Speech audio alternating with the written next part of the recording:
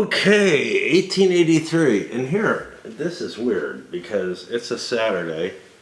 I'm feeling pretty decent. It's daytime, pre-raid daytime, and so, yeah, I don't know what's up, man. I don't know what's going on. I also am low on sleep still.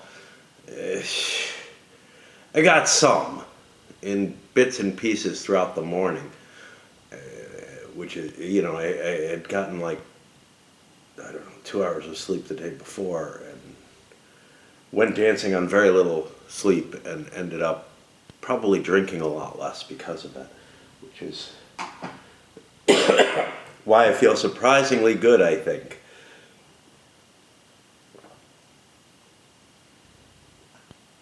All right. So,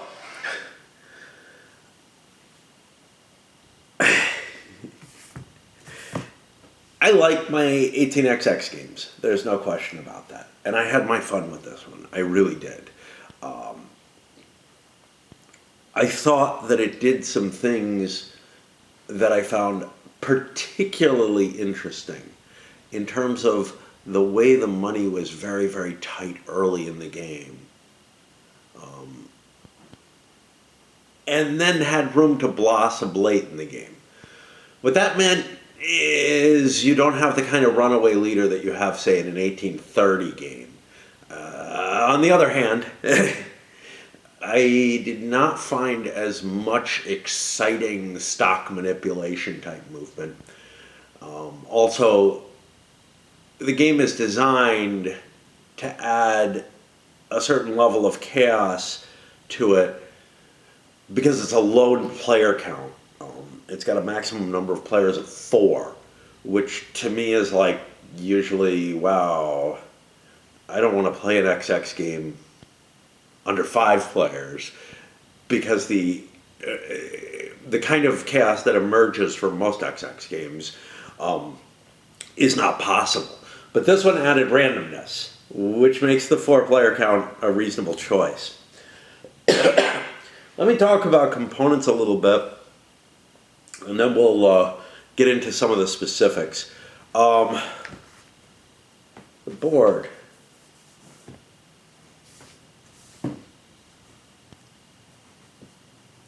It seems to attract dirt in a way that's different from most boards, like tobacco stains and whatnot. It is pretty. I found, so there were a couple of things that needed to be fixed on the original board. There are stickers for some of the hexes and stickers to indicate mountain or hills here. This chart is just wrong and you need to use values from elsewhere. There's not enough room in the par table.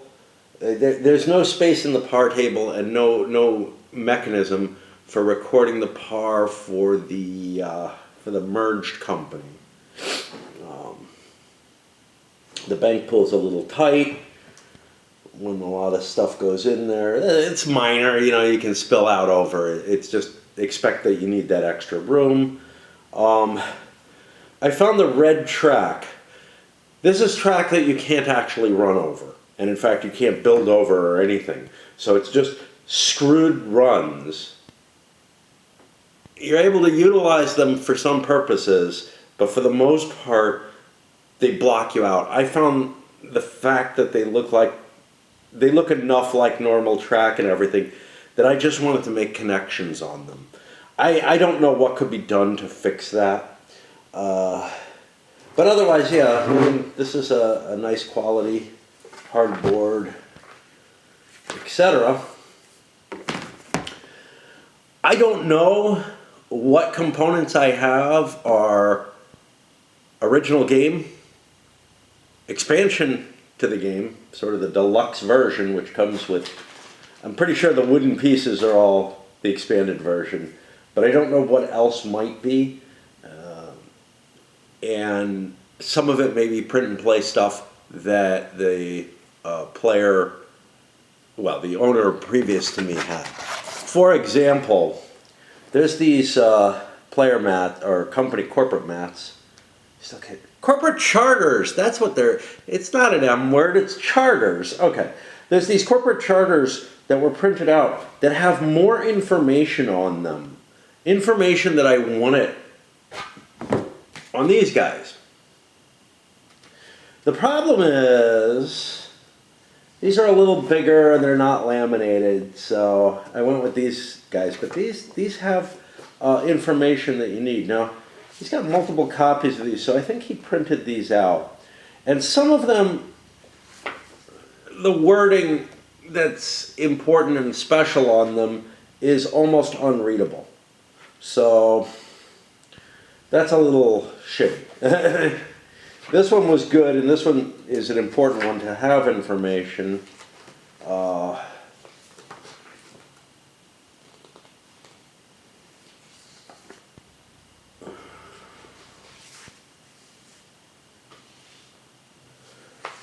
think he's got like 2 of each, because yeah, these also have the home cities on them. So I see these as an improved player aid version of it. And if I had the effort, and was going to be able to play this with other people, I would probably, well, if I was a better person, I would get these laminated, etc., to be as good as the others. The stock that they were printed on is not fantastic. Again, I think that's a player aid. I think these are the originals. They're laminated. They're lacking some of the information that you would want in the charters. You have a bunch of player aids that come with it. Like 4 copies, 1 for each player, of all the phases in the game. Oh, I did not look on the back of these. See, I'm really bad at investigating the player aids. This has some additional information on it. Most notably, what happens in each of the phases, the major changes that are going on in them. This would be really, really useful for me to have noticed, because I was flipping through the rules constantly looking for it. Now, why did I think these weren't double-sided? Because the others aren't. This is a list of the government concessions. There's only 2 of these, but that's fine. I don't feel like there was a need for 4 of these, to be honest. But, you know, that may be because I'm a solo player. Whatever. And it's not that big an extra expense. There's these 2, which were noted somewhere, so I think these actually came with the game or came with the expansion. These are important because they point out all the mountain areas. Okay, those are on the board, but if you don't have the deluxe version, you need some way of knowing where the mountains are once there's trains on them. And all the F spaces, which again, you need to know where those are if you don't have some kind of marker. Now, the deluxe version comes with a bunch of cubes that you use for the mountains, and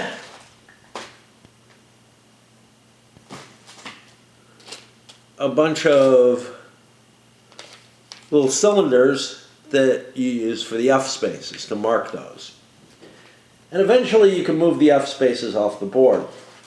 You also have one that shows you all the concession setups. Again, this is stuff that's going to get covered up by the tracks on the board. So you really do need this, again, unless you have the expansion version, or the deluxe version, which has a bunch of special cylinders that you can place on the board for the concessions.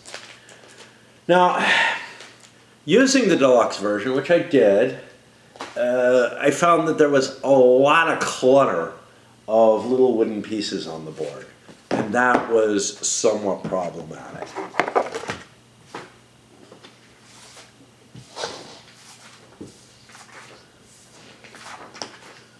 I think these came with the game.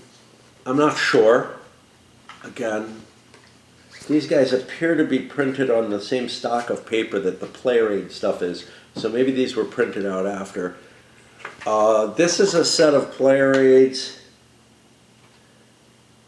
Information, some of which is contained on here, some of which is, well, all of it is in the rules. Kind of a little cheat sheet. It doesn't give you a hell of a lot that you need, but it does give you the stock limit, which is on here as well. So, I don't know. But again, these may be part of the deluxe version, or they may be a homemade thing. They're laminated. I don't think the previous owner laminated stuff. I just have, when I try to split stuff out. Now, in addition, there's the original rulebook. This is, I think, a player printed copy of a version 1.1 of the rules. And then, I don't know how many pages, maybe 8-10 pages of clarifications and errata for it. Already, you can see there's a problem, right? Some of it, none of which is corrected anywhere. Some of it is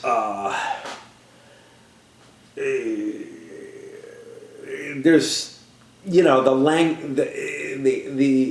author of the game is a native Italian speaker, and the English translation of the rules has some odd wordings that may introduce certain ambiguities or a bit of confusion in them. None of that gets corrected. The stuff that does get corrected, I found not to be too significant. If this had not been a glossy rulebook, I would not have minded penciling it in. But I'm not sure that I found it here in the errata, which is all very, very weird. Anyhow,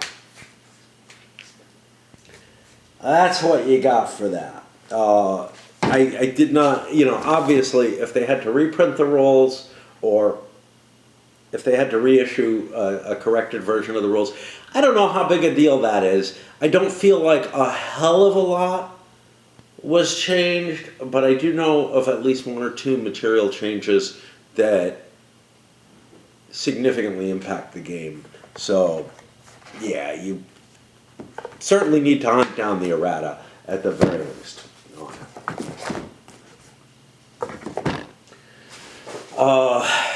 The cards all come with the base edition of the game.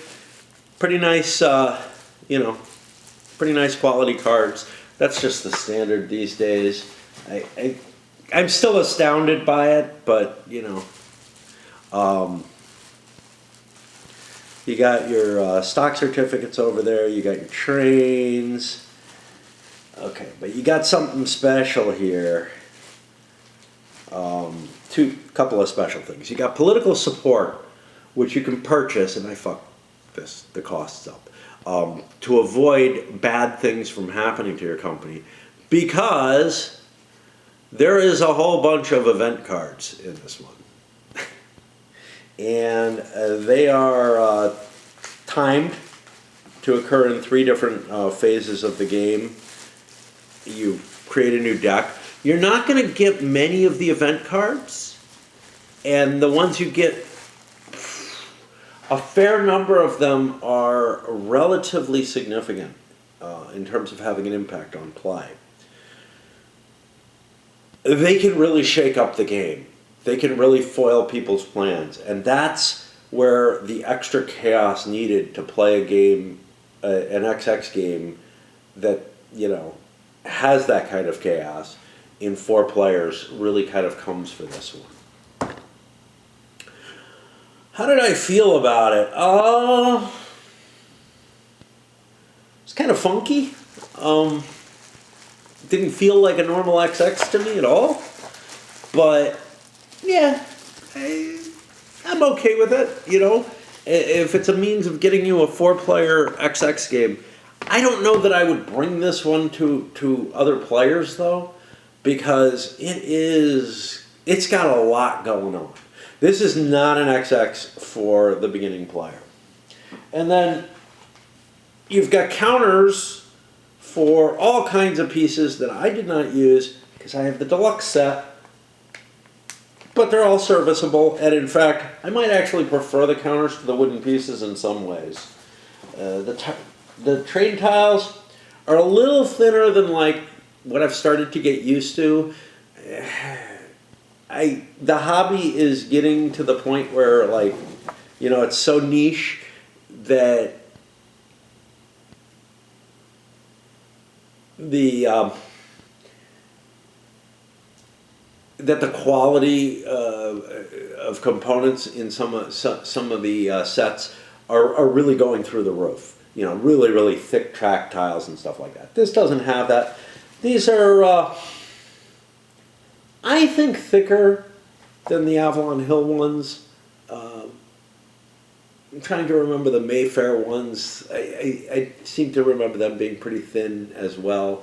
It's on the lower end of the modern games, but they're serviceable. Now they're double-sided, where one side has the tracks that are detailed with little, you know, ties and rails and whatnot, and another that's just lines.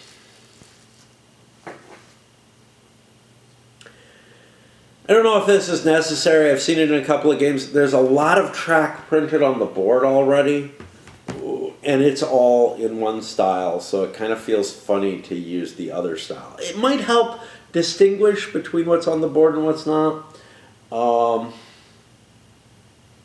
You might also want to use one kind of track for pieces that have the red track on it. Like, use the more detailed stuff, and use the other kind of track for the other pieces. The looks of that would throw me off and make me miserable, but it would help my brain distinguish between the red track and the non-red track. I don't have a problem seeing the colors or anything. It's just like my brain has trouble processing that I can't travel along this because it all looks so smooth. And yeah, a whole bunch of track tiles. Wooden markers, little bus line markers. All right. What's special about this one? And what do I think about the specials about it? The privates come out like they do in 1830. Very, very similar to 1830 in feel and in terms of how you use them. You can sell them at twice the value and dump a bunch of money in. Some of them have special exchange capability. Well, one of them is essentially a presidency of a company and goes away immediately. One of them has an exchange capability very much like the Mohawk and Hudson does in 1830. So, a couple of them come with an extra share. That extra share is not that important to the beginning of the game. So like in 1830, the extra share of the pen is a really big deal, because in 6 players, it's hard to get a company floated unless you're working with someone else. But there's 2 companies that can float right away in any game of 1830, which are the B&O, because somebody already has the presidency. And, well, sometimes that can be difficult. But the other one that is easy to float is the pen.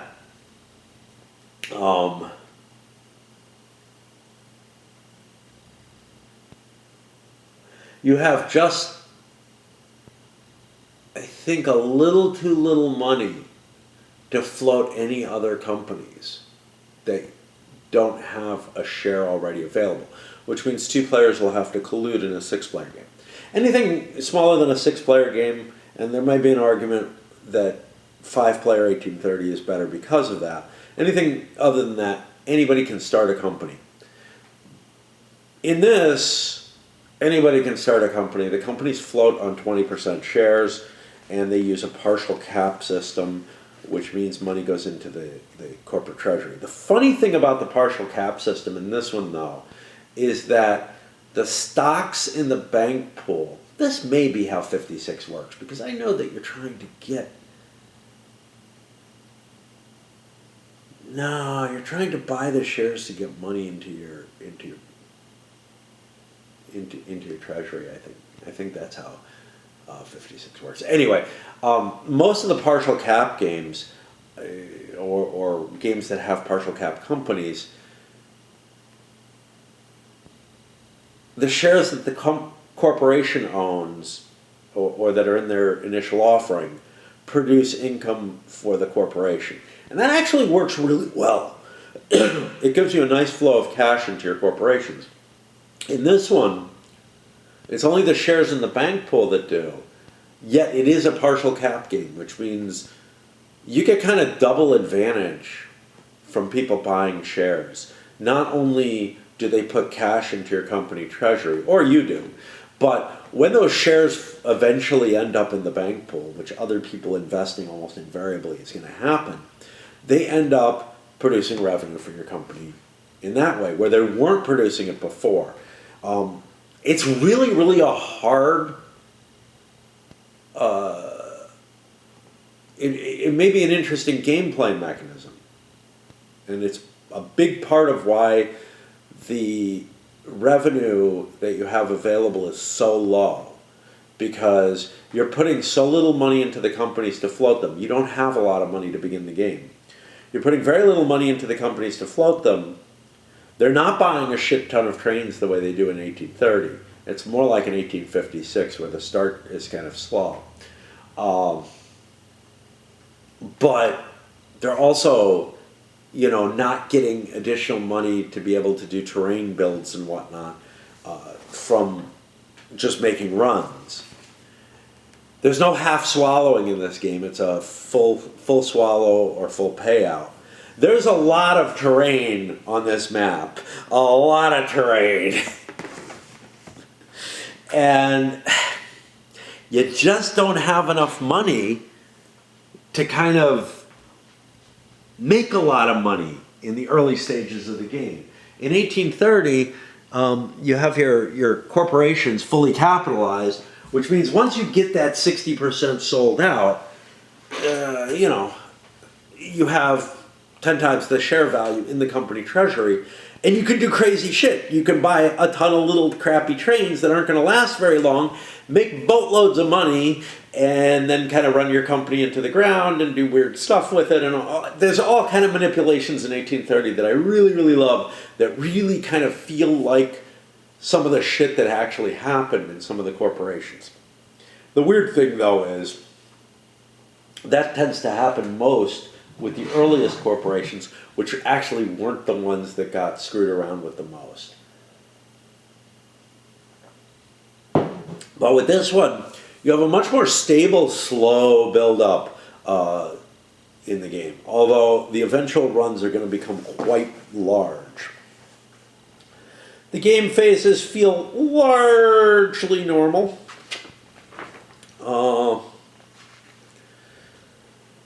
Now, the stock round, in addition to buying and selling stocks in the stock round, you have two other things you're allowed to do. You're allowed to buy those political cards, and you need them. Maybe not early in the game, but you absolutely need them towards the end of the game, because bad shit is going to happen, and you do not want those huge runs to be cut out.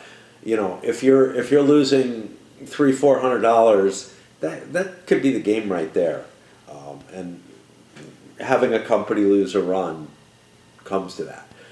Much, much worse, a little earlier than that, when you're looking for trains and whatnot, if you don't have a political card and a bad thing happens, you may not get the swallow you needed to be able to afford the train that you want, and you may end up going bankrupt because of that. The other thing you can buy that's a little different is you can purchase concessions. The way concessions work is you're using corporate money during the stock round. This is weird. You're using corporate money to commit to connecting a series of cities in a specific order. Um, Early in the game, these are huge because it's hard to get money into the corporations, and although you have to pay some money to set up to commit to the concession, when you complete the concession, you get a lot more money, somewhere around 10 times, maybe more. Enough money for a train, for example. This is a big deal. And certain companies, certain corporations are poised to take advantage of the concessions better than others. You have a time limit on how long you can piddle around with the concessions. And then late in the game, they become less important, although they can still help you squeeze out another train. One of the problems is if the concession gets hooked up and somebody didn't choose it, somebody didn't pay for it out of their corporation, then they end up, the concession just goes away. Like if it would be automatically triggered by anyone buying it. You can only buy it if you're kind of connected to all the route of the concession. You don't actually have to run a train on it or anything. You're just promising to hook that up and make a single route through those. It's an interesting mechanism. Shows some of the, towns, people made arguments to try to make, or governments gave incentives to try to make corporations connect up certain cities and whatnot that they really thought needed a rail line that didn't look like they were exceedingly profitable. So, yeah. And you see that in some other games, things that work like them. So I kind of like that little mechanism there. One thing about the stock round is that you're only allowed to buy one thing in each stock turn that you have. And now before, in most XXs, you end up just dealing in stocks. And you buy a stock each time and then eventually you pass out. And here, money isn't really that big a factor in this, but the political cards, you may want to reserve and not buy a political card in order to seize priority, because priority is handed out the same way it is in 1830. The person who passes first gets it, and then it continues in seating table order.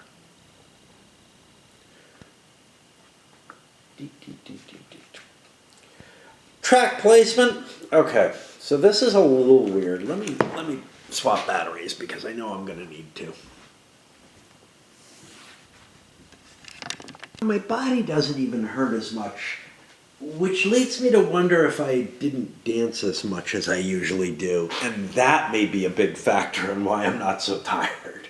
I got a ride home, but that's pretty common, and I've been sleeping much of the day away when I do. I don't know. This is weird. Yeah. So track placement, for the most part in the game, is pretty normal. You get to lay one track or upgrade one track, but there's a lot of special tiles that are single city tiles, or two cities share a tile set. And that's usually like they have two tiles for it, and they're different, and one goes one way, one goes the other, and whatever you pick, they might end up working together or they might end up working away from each other. You have a whole set of tiles that have this red track on them. The red track doesn't get expanded or changed or anything, but it's always maintained throughout all the tiles. So you have a whole set of new regular tiles that contain that red track so that you can move through it. There aren't a lot of browns that do that. There's a lot of greens. Nothing too exciting there. But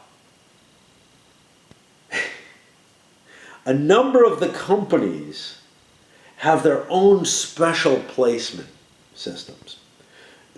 So the FSF company is allowed to make 2-track lays, but it's only allowed to make them in the F spaces on the board, and then later in the game, they lose. Well, they're able to make placements elsewhere, if I recall correctly, but they're able to make 2 placements if they do them both in F. Later in the game, though, then they become normal. There's the government route, which is the red track, which I talked about. So that FSF is one of the special rules. There's going to be another set of them, which comes with 2 other companies. There is a cooperative company. We'll get into it later in a lot of different ways, but it's allowed to lay 2 track lays anywhere below a certain point in the map, basically delineated by the government line. And in addition, it's allowed to place a free track in any mountain or hill. So it's got like 3 track lays, but that free track can only be yellow. It does not pay any cost on it. This company is really, really weird in a lot of ways, so it has a whole bunch of its own special rules. Then we have the bus line, which is a company that doesn't use rails at all and just is placing these bus tokens all over the place and generating revenue in a sort of completely different way. It's not buying trains, but it has to pay for any terrain that it builds on.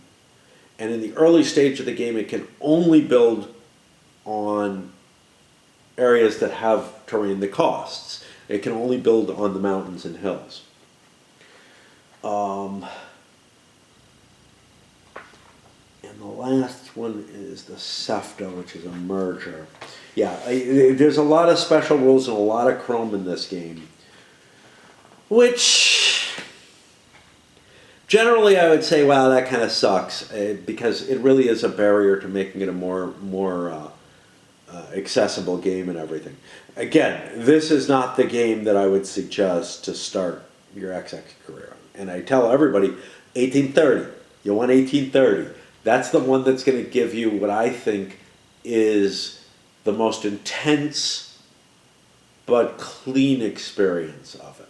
18AL and 18GA, if you want to do a print and play, they're free to do. They give you a lot of the flavor of 30. They're nowhere near as harsh. And you could say, wait a minute, I'm playing a game new. I want something that's not harsh.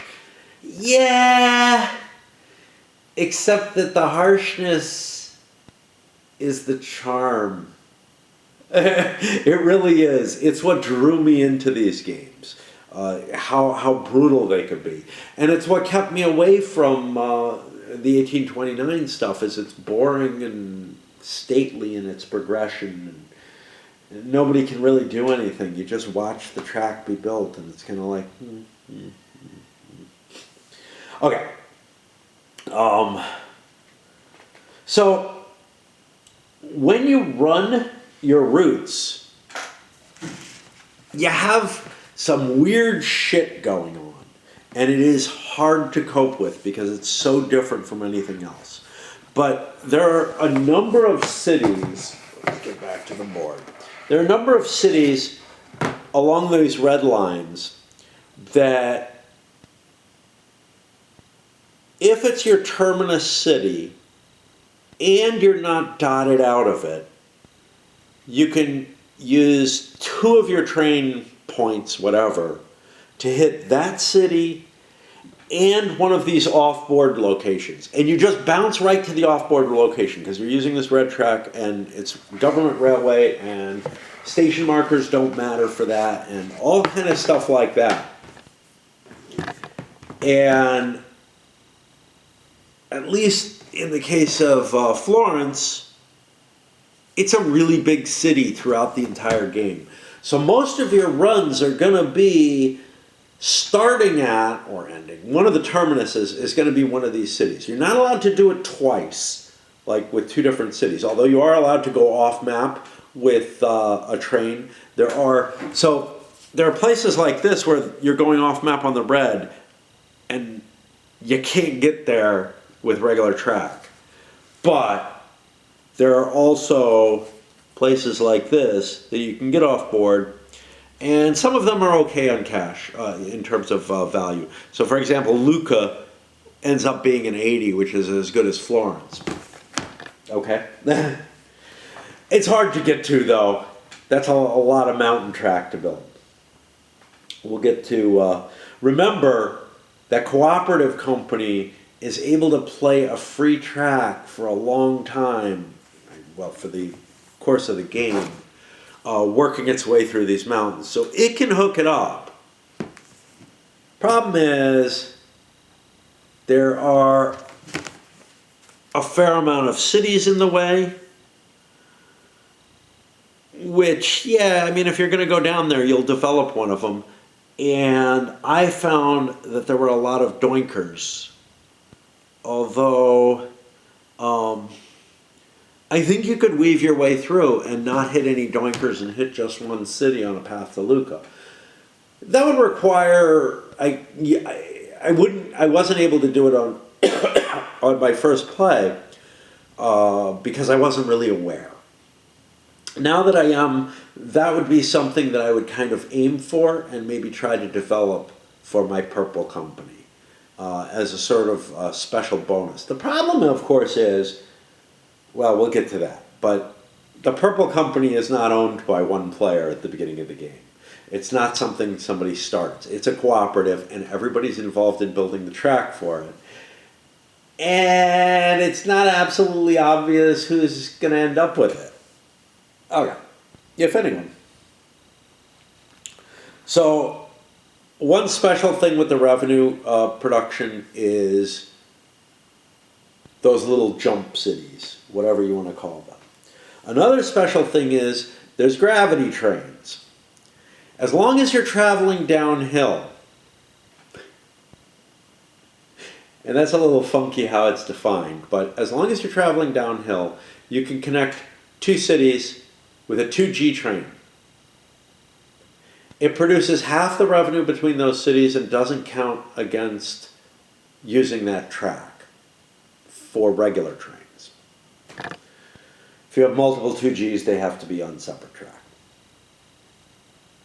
But it may or may not work. And in order to figure out if it works, you roll a die. Which just feels so not 18XX to me. But the cards too, even though Tresham made a couple of games that had random events in them. Anyway, these are a nice little bonus. It just gets thrown in your normal revenue and you either pay it out or swallow. You don't have a lot of options here. You don't have a half pay, you don't have anything like that. Speaking of which, when you pay out, yeah, let's talk about the stock market.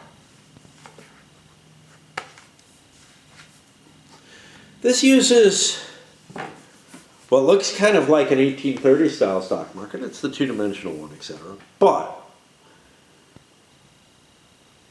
if you don't manage to make the revenue, and this is kind of usually used in the straight stock market things, if you don't manage to get the revenue equal to your current stock value, you do not go forward.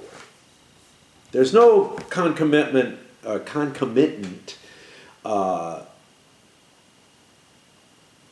if you manage to get multiples of your revenue, you go forward multiple spaces, which is usually paired with that, along with, you know, lots of swallow options and everything to allow you to kind of tinker and get the value you want, usually half swallows and stuff like that. So you have a lot less choice in what your runs are going to be. But what's really important here is you're starting your companies generally at a high initial stock value so that you have enough money to buy a train. You know, you're starting your company at a relatively high initial stock value, and well, 2 trains if you can get them, and your revenue is going to be dirt poor. which means you don't go forward in stock value. And this is the biggest thing this game doesn't do, or manages to do that's different from others in terms of that. How much am I worth, right? How quickly am I accumulating wealth? Is you're not getting any money off the stock value for the early part of the game. Now, if you start your company at a low enough value, you're not going to be able to buy enough trains initially to be able to break even that low value of stock value. So everybody kind of gets stuck behind and not making huge revenue. Now,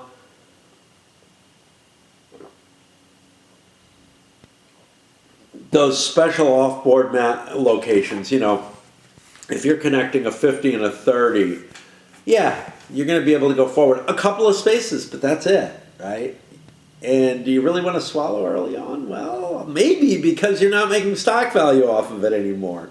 So maybe a swallow for an early train actually makes sense. All kinds of stuff that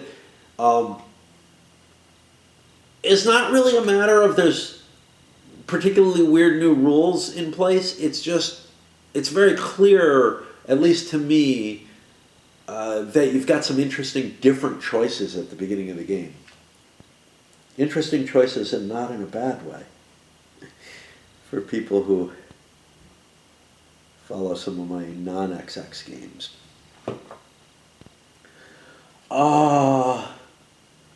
Okay. You have a forced purchase of trains.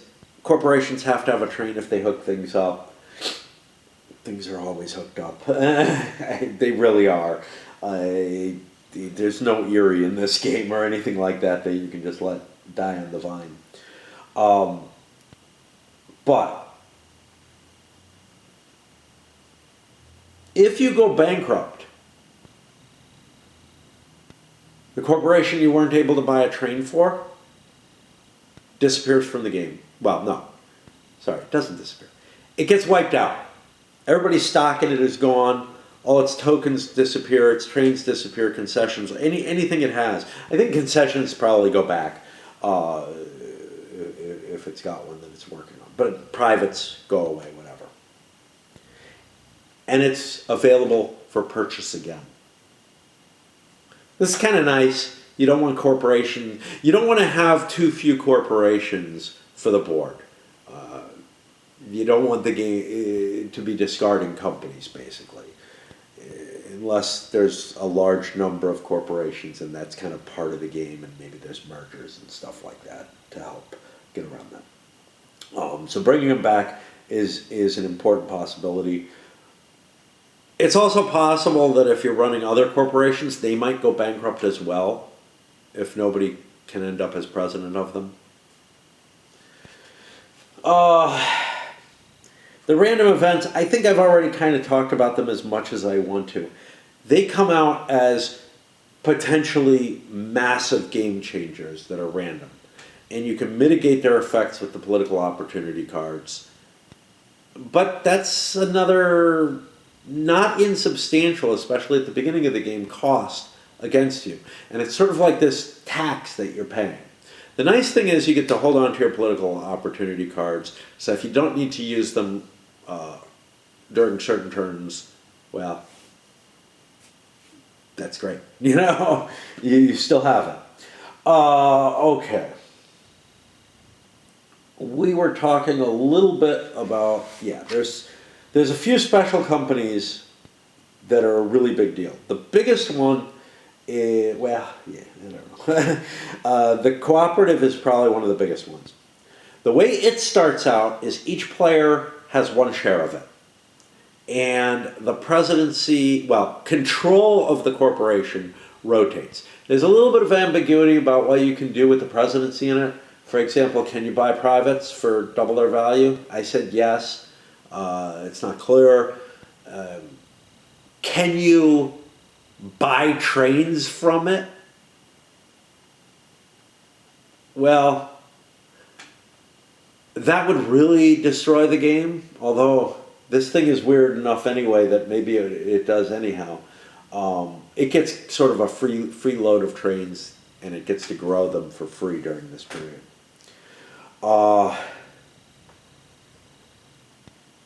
There was a rules question on this, and the designer or whoever answered it just completely missed the point of the question. But there's sort of a question of when are you president of the corporation? And I think that rules answer kind of hinted at maybe you're not the president except when you're actually running it. And if that's the case, then there would be no opportunity to agree to allow somebody to buy a train off you. And that's the way I took it, because it would be a massive, massive problem. Like I said, it's able to lay a couple of tracks, plus it gets a free yellow placement in the mountains. It runs its trains, it produces income, it pays it out to everybody. But when you're running the corporation, oh, did I fuck up?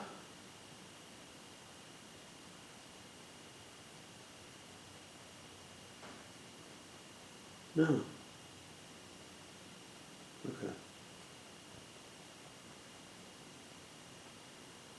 I thought there was a political opportunity mechanism to this.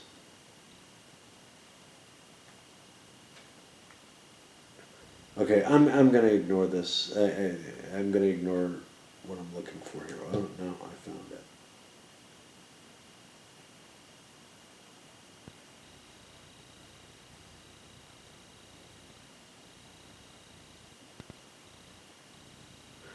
Ah, yes. That's what I forgot about political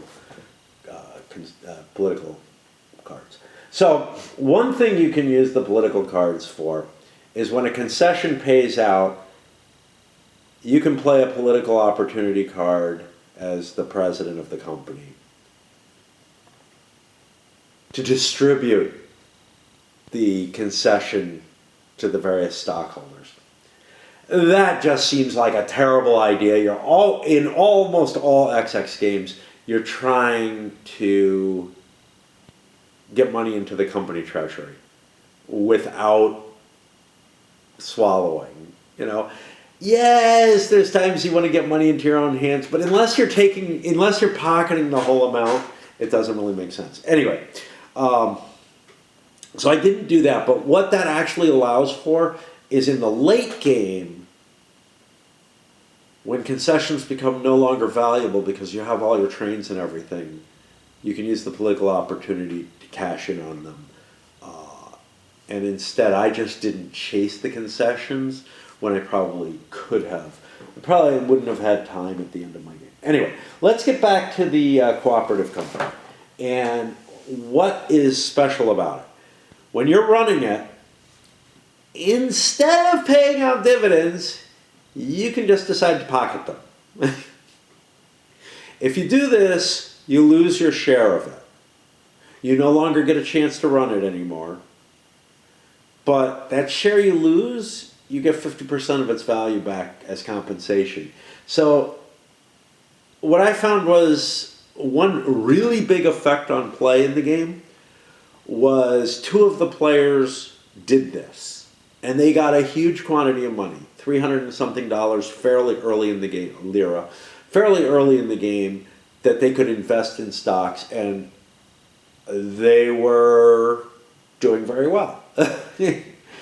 One of them won the game. One of them threw the game away through a couple of actions that I think they should not have taken. If you don't do this, when the 4 train comes out, when the 5 train comes out, that cooperative becomes a capitalistic company. If there's only one player who has a share of it, he gets a free presidency out of it. His share gets turned in and he gets the presidency. He gets an extra share of it. And it may be a fairly high-valued company because it's got a lot of trains. It's running in good locations. It could conceivably move forward, even with the earlier trains. But But no matter what, it actually starts at a fairly good value. If multiple players have their share left, as far as I can tell, and the rules are not great about this, one of those players gets picked and ends up getting that free share. This is not as much cash value as you can rape out of it, but it is a free share of a valuable corporation, and it is the presidency of a corporation in a nice and powerful location. Getting an extra presidency is always of value.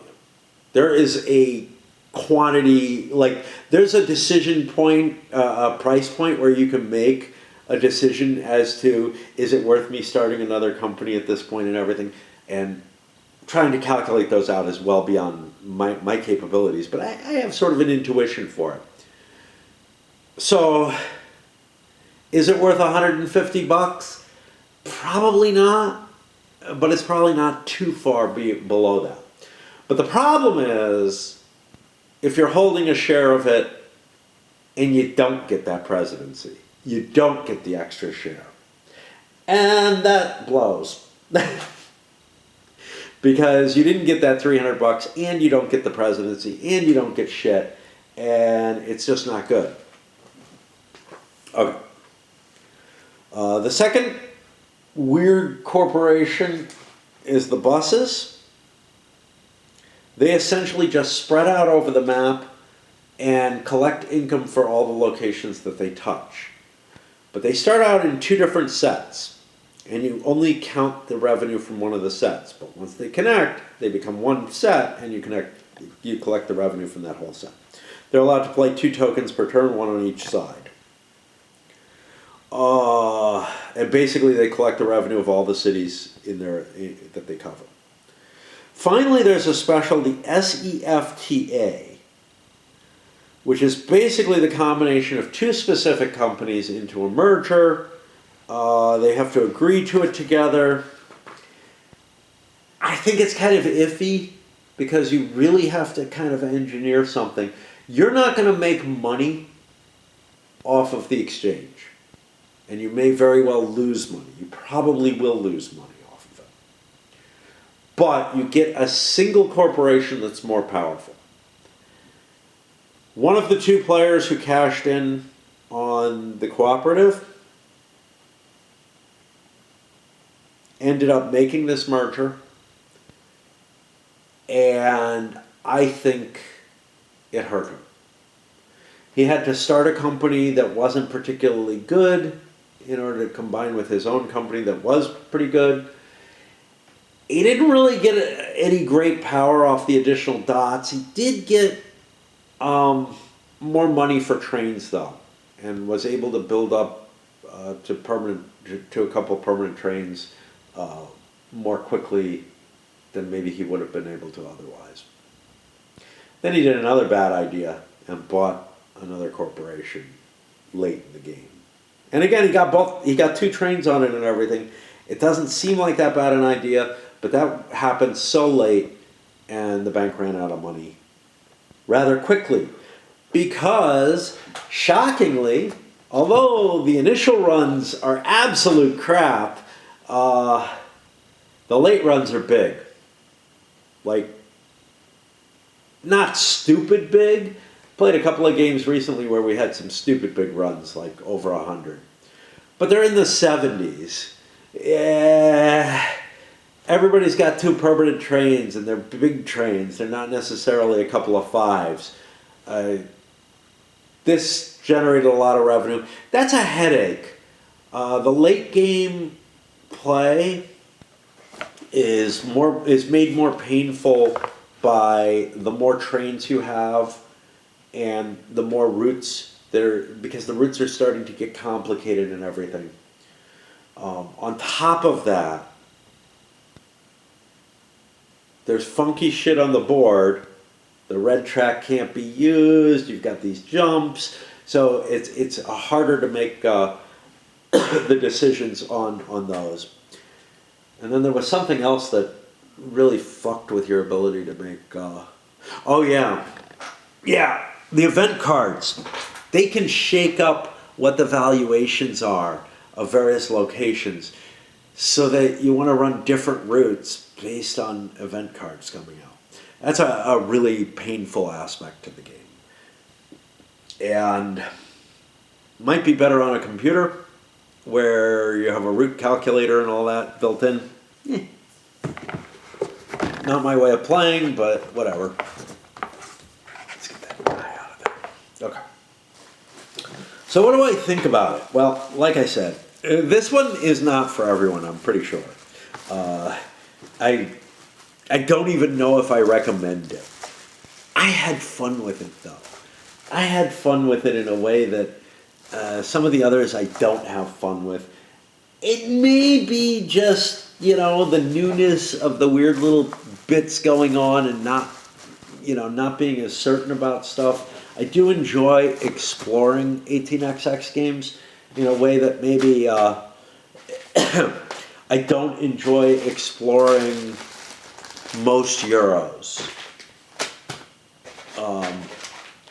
You'll hear me gripe and complain and piss and moan about how Euros are obfuscating. Oh, there's a pack of money. I forgot about that.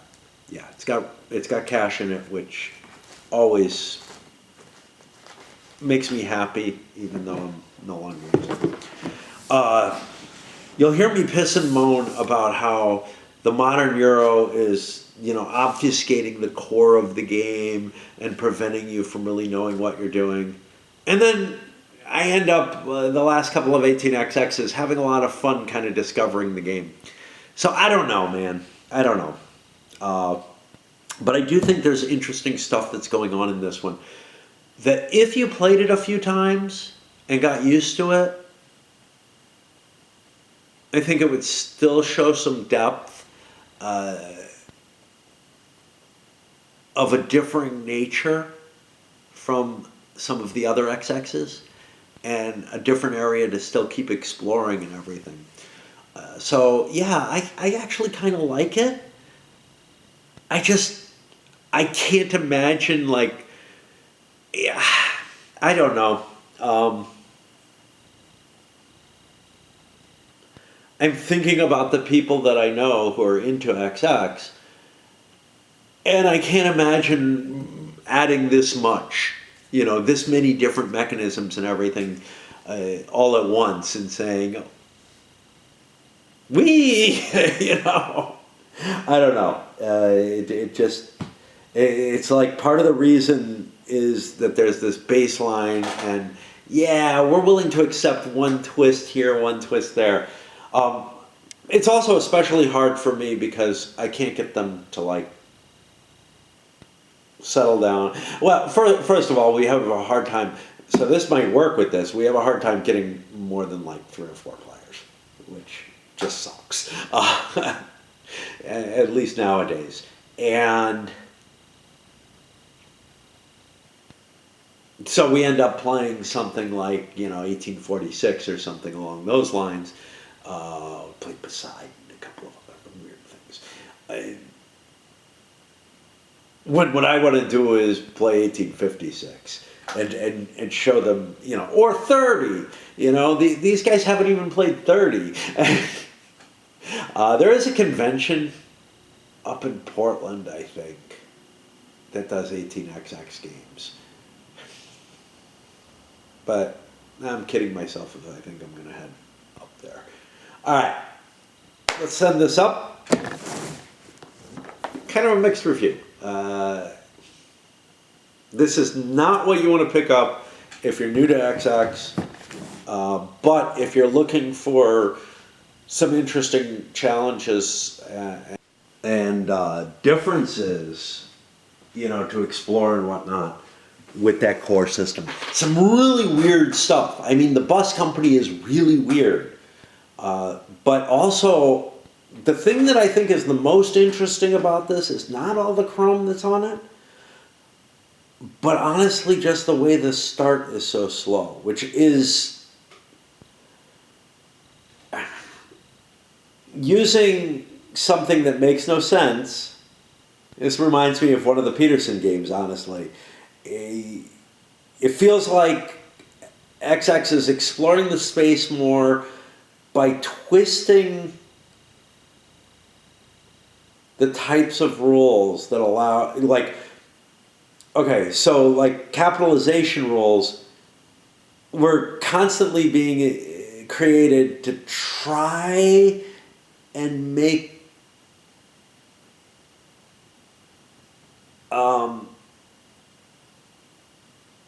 try and make a type of game that fit the reality better. It felt to me like, you know, you go 1830 had the, okay, look, you get your money, but it's the bank that's financing all those shares, and that's why they don't make money when they're owned, when they're in the initial offering. 1856 and the early partial cap games were saying, okay, no, you know what? The shares in the company make money, but when you sell them out, you get bigger chunks of money off of it. But this just has something so twisted. It's like, yeah, you want to get them in the bank pool, and it's really hard to do, and you're partial cap and you're not making any money off your runs, and you're not making any stock value, which is the, so just a combination of a couple of common mechanisms. I actually don't even think that the revenue going into the company from the bank pool is all that important. I think the big thing is that the players aren't making any stock value off the companies. I think that, in conjunction with full partial cap, well, with rules that are completely partial capitalization, makes it so that it's really hard to get enough money together to do anything impressive, you know, to buy enough shares, to get enough of your cash into the corporation to buy a lot of trains and stuff like that, to make more money. So the snowballing effect is very, very slow in this. But then it does happen, you know. Again, you get tremendously big runs. There are big cities in there, and they're accessible to just about everyone. Why were the trains so accessible? Well, big runs make big swallows, which make bigger runs, I guess. That's the only argument I can see for why everyone was able to get multiple trains. Now, the merger is a little magical trick that you're able to throw an extra full revenue company, two full revenue companies together. So that's pretty big. But I think the biggest thing was these huge runs, and you ended up with stocks in the bank pool. Once you capitalize the company and put lots of cash in the company, those shares, oh, that's a rule I forgot to tell you about. Yeah. This one allows you to release shares at the end of your operating round. Now, you don't get as much money as you would get if people buy the shares directly, usually. People buy the shares directly, you get par value. When you release shares, you get face value after the shares have been released and their price goes down. Based on how many shares you release. So there are ways of getting a bunch of cash in your company. And maybe you want to do this early. Release 50% of the company into the bank pool, grab a lot of cash, and then your runs are producing 50%. But by doing it as late as I did with my companies, waiting to do it until they needed trains, I was able to get a lot of shares in the bank pool at exactly the time when I was able to make big runs. So I didn't have to do the big swallow. I could do the big payout and get 50% in the company treasury anyway. Yeah, really, really weird combination. And a lot of different levers to play with. And some of them work a little differently than you'd expect them to. I don't know why I was so upset about, like, oh look, yeah, in a different game, oh look, the miners aren't really that safe to have. I don't know. Maybe I wasn't. Maybe I remember enjoying that game a lot for quite a bit of it, and then it kind of fell flat. This didn't fall flat at any point. It got tedious. The route counting got a little painful. All right, up it goes.